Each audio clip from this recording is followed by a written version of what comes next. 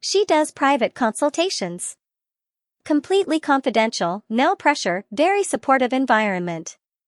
She could help you with everything, clothing that fits your body type, makeup techniques, even just talking through your feelings about all of this. The relief was so intense I felt lightheaded. You'd come with me? Of course I would. If you want me to. I nodded eagerly, not trusting my voice. There's something else, Samira said gently. I want you to know that Maya, from work, she's trans too. She transitioned about 5 years ago. I don't know if you picked up on that, but if you ever want someone to talk to who's been through this. My mouth fell open. Maya, with her effortless grace and confidence, was transgender? I had no idea. She's very open about it, so I don't think she'd mind me telling you. But that's your choice whether to talk to her about it. We spent another hour at the cafe, with Samira patiently answering my anxious questions and helping me think through next steps. By the time we parted ways, I had an appointment scheduled with Isabella for Saturday morning and a tentative plan that felt both thrilling and terrifying. That night, I called my brother Marcus, something I rarely did. Riley? Everything okay? His voice was concerned. You never call me. Yeah, everything's fine. I wanted to ask you something. Shoot. Do you remember when we were kids, and I used to play dress up with our cousin Emma when she visited? There was a pause. Yeah, I guess. Why? Mom and Dad always seemed uncomfortable about it. They'd find reasons to separate us, or suggest different games. I mean, yeah, they were pretty traditional about that stuff. You know how they are. Marcus's voice was cautious now. Where's this coming from? Just thinking about childhood stuff since the move. New city, new perspective, I guess. Riley, are you okay? You sound, I don't know, different. I'm fine, Marcus. Just figuring some things out. After we hung up, I realized that call had been a test of sorts. If I couldn't even have a basic conversation with my brother about childhood memories without feeling judged, how could I ever tell my family the truth about who I was? The rest of the week crawled by. At work, I found myself studying Maya with new eyes, marveling at details I'd missed before. The way she carried herself, the subtle art of her makeup, the confidence in her voice during presentations. She made it look so effortless. On Friday, she stopped by my desk with a design proof. How are you settling in? She asked, perching on the edge of my cubicle. Really well, actually. Everyone's been so welcoming. Good. You know, there's a great vintage market this weekend if you're interested. I love hunting for unique pieces there. That sounds amazing, I said, and meant it. Perfect. Maybe Sunday afternoon? I can show you all the best stalls. As she walked away, I wondered if Samira had said something to her, or if this was just Maya being friendly.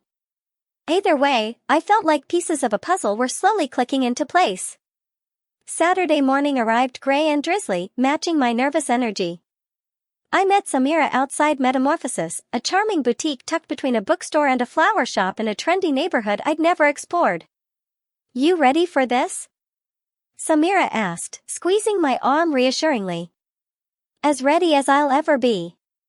The boutique was warm and inviting, with soft lighting and clothing organized by color rather than gender. Behind the counter stood a striking woman with curly black hair and the most welcoming smile I'd ever seen. You must be Riley, she said, coming around the counter to greet us. I'm Isabella. Samira's told me a little about what you're looking for. Up close, Isabella radiated the same confidence I'd noticed in Maya. She was probably in her early 30s, with expertly applied makeup and a style that was both professional and feminine. Thank you for seeing me, I managed. I'm pretty nervous. That's completely normal, she assured me. Everyone who comes here is nervous at first. Why don't we start with just talking? Tell me what you're hoping to explore. For the next hour, Isabella listened as I shared my story, the childhood feelings, the years of suppression, the move to Chicago, my desire to finally understand who I really was.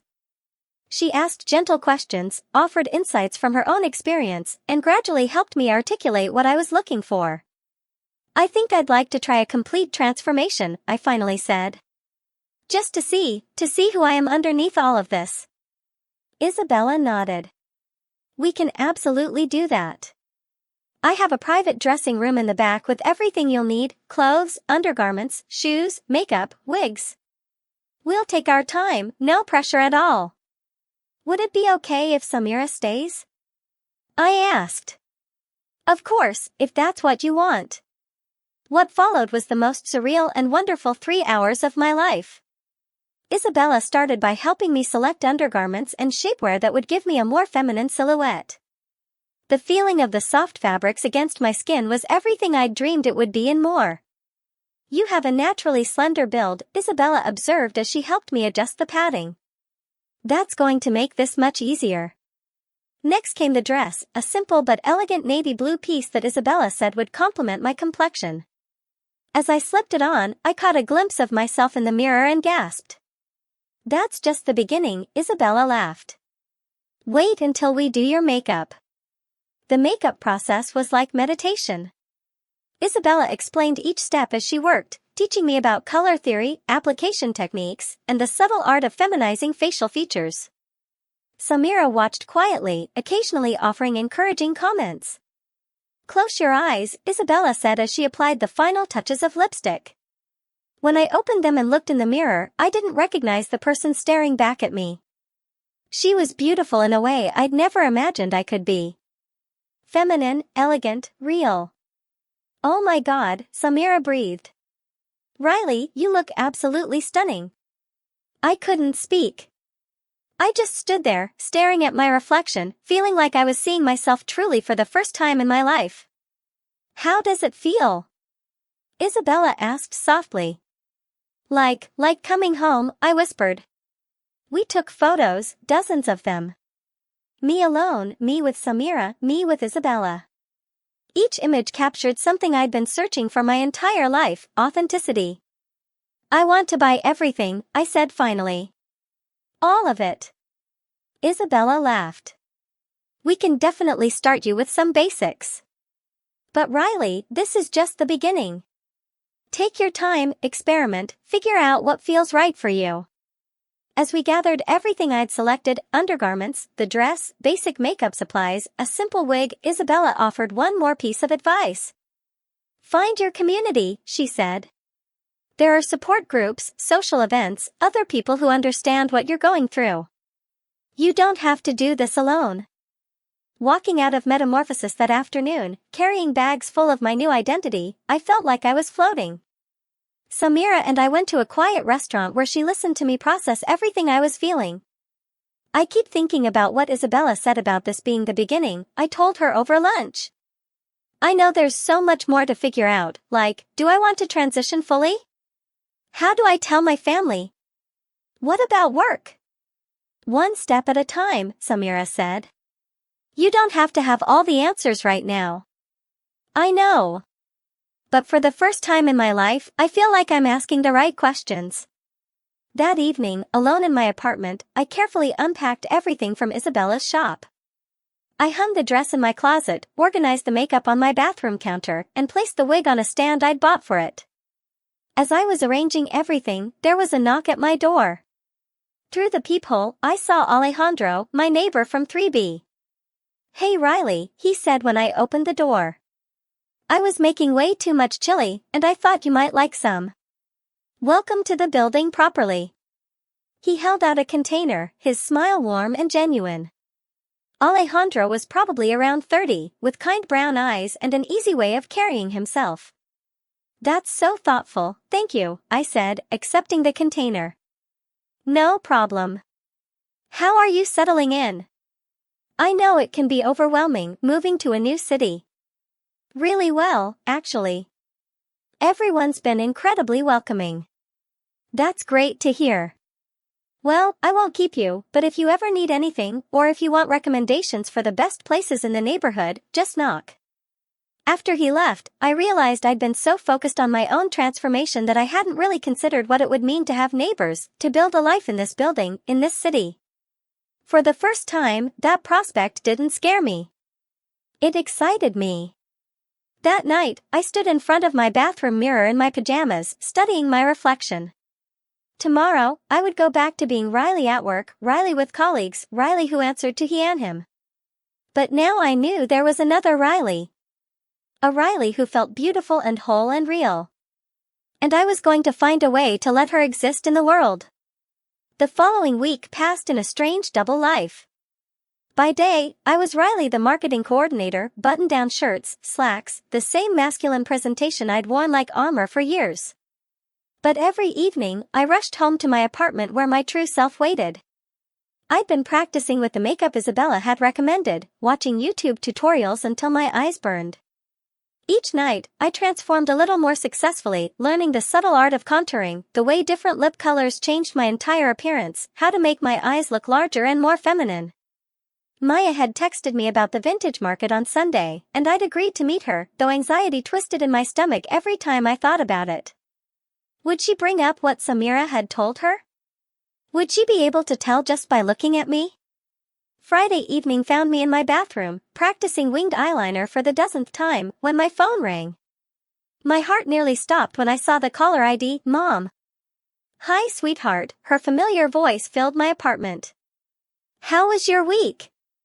You sound out of breath. I glanced at my reflection, half-finished makeup, hair clipped back, caught between worlds. Just got back from a run, I lied smoothly. How are things at home?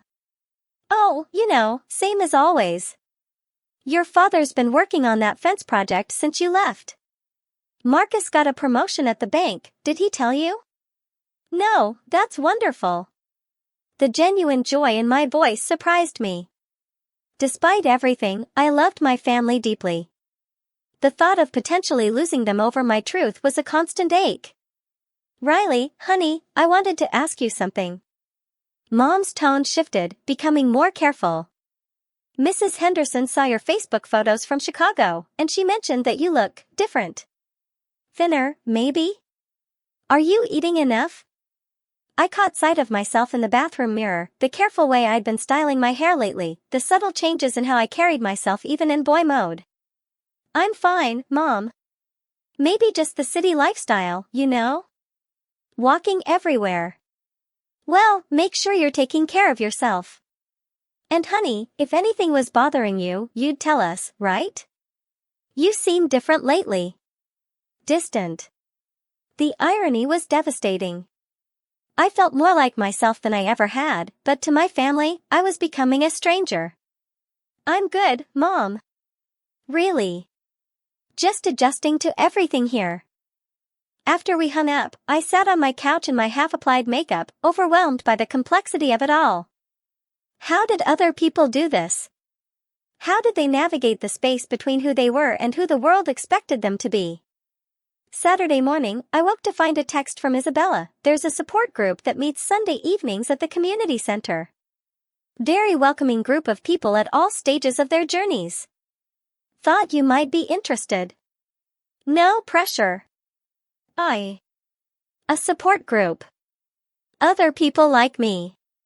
The idea was both thrilling and terrifying. I spent Saturday experimenting with different outfits I'd bought throughout the week, trips to department stores where I'd nervously purchased items, claiming they were gifts for a sister. Each piece felt like a small victory, a step closer to understanding who I was becoming. Sunday afternoon arrived crisp and clear, perfect weather for the vintage market. I met Maya at the entrance to the outdoor bazaar, where dozens of vendors had set up stalls selling everything from 1950s dresses to antique jewelry. Riley! Maya waved me over, looking effortlessly chic in high-waisted jeans and a fitted blazer. I'm so glad you came. This place is like treasure hunting.